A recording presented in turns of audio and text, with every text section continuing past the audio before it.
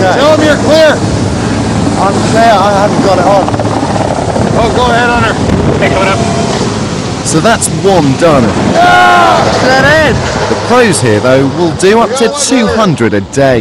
What were you thinking when I was doing that? Were you like, I was Jesus? starting to get a little concerned, but you look like you were doing good. Yeah. I mean, I have to confess, a little bit of panic came over me, but got away with it. Yeah, he does, but he's got to turn it on. Yeah, little error, forgot to turn the radio on, so he didn't know when to leave. It's a bit beyond him yet. Yeah. For someone who speaks into a microphone for a living, I don't know. My confidence soared as the day progressed. That was until... Man, I got a electric shock off that. Oh my God. Jesus. Oh, for Christ's sake. It seems that on top of every other danger present, static electricity in the winch is also trying to kill me. You got a shock. Cheers, so you've got a good electric shock off that one. Yeah, that's a pretty good one, eh? I'm learning, aren't I? Yeah, you're getting her. I think you got her, actually. Good stuff. 9 hours and 40 back-breaking logs later, it was time to reflect on my first step to manhood. I don't think I disgraced myself. I think I was a fairly keen pupil, and I didn't, I mean to disappoint him. And I don't think in the end that I did. So yeah, as I go to bed tonight, I suppose the overwhelming emotions are fear and exhaustion. Fear, because it's already pretty obvious why so many people get killed in this industry. And exhaustion, well, my issues with that were only just beginning. If I was to even remotely achieve my aim of becoming a true lumberjacking man without killing all present, I really was going to have to pull my socks up. I want you out of bed and I want your boots on in about 10 minutes, okay? These things can't be tolerated.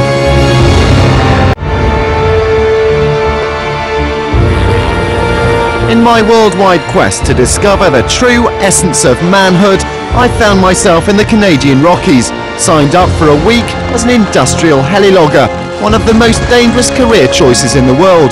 It's day 3, and after yesterday's impressive start, in true Hames tradition, it's now about time for me to arse things up. Royally. Ashley. Hey, sunshine. How you doing this morning? I don't know if you know what time it is, but just about 6:30 here now, and everyone else been up since 6. Helicopter leaves at 7, and you know that, eh? I want you out of bed, and I want your boots on in about 10 minutes, okay? I gotta tell you, that does really bother me.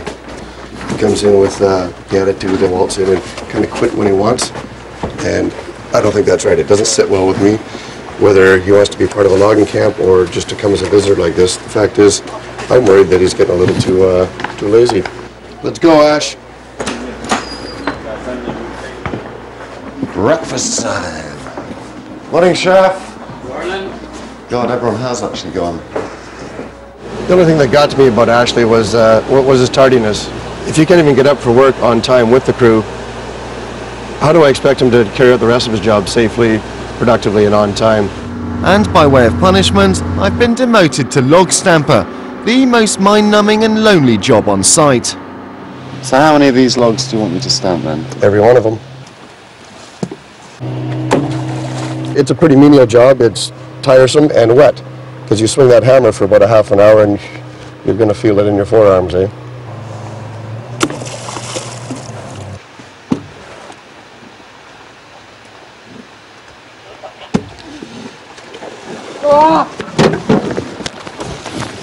Take your time. Take your time. It's only cold. It's pretty cold. That's pretty cold. Okay, hop on that big one there. Go for it. That's a good one.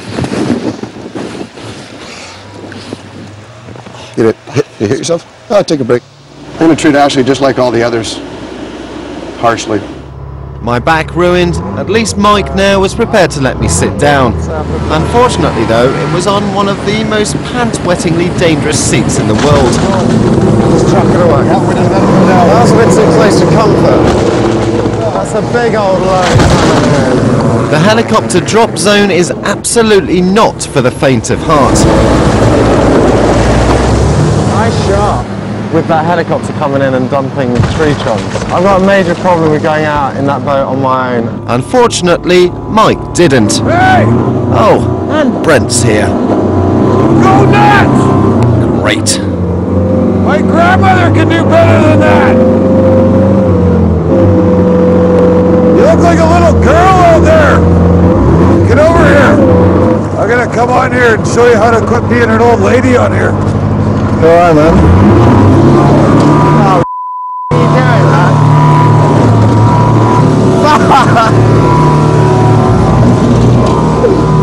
I'd grown fond of Brent and his funny little ways, but his boisterous behaviour was leaving my nerves shredded.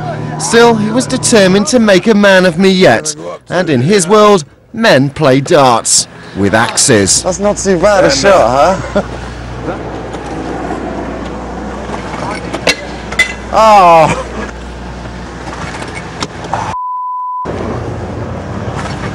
There! Get him! Yeah! How about that, Brett? Sweet! That's not bad, huh? 3 points! Check it! They can't get it out! No, not yet. Nobody's called for it. Champion! Maybe I was starting to become a man after all, and that night, whilst everyone else was at dinner, I decided to chance a more intimate peek into the private world of the Canadian heli-logger. This is Brent's room. So this is where the man lives. Stubs his cigarettes and cups. Look at that. He probably drinks it afterwards. Honestly, the man is insane. He doesn't just smoke. He actually eats tobacco. Look. That's genuinely disgusting. Which is why he spits all the time. That's rank. Okay. Let's go through. Brent, we got a problem over here. Brent, get to your room right now. We got problems over here. Mike, what time are lights out tonight? For you, pretty damn quick. You don't get up in the morning, my friend. Okay. Day 4 in British Columbia, and in my efforts to become a man, it's time to raise the stakes somewhat. The tree fallers are the top guns of the logging fraternity, and they're the boys at the sharp end of one of the most dangerous industries in the world. My grandfather was a faller who got killed about 25 years ago. My father was a faller who got killed in July of 1990. So I've had many injuries. I've had, just about lost my leg when I was 18. There's pins here, been cut through here, been cut through here, broken this cheekbone, a vertebrae in my back, which was a big scar, torn the cartilages in both legs. These things happen every day. It's just part of the job.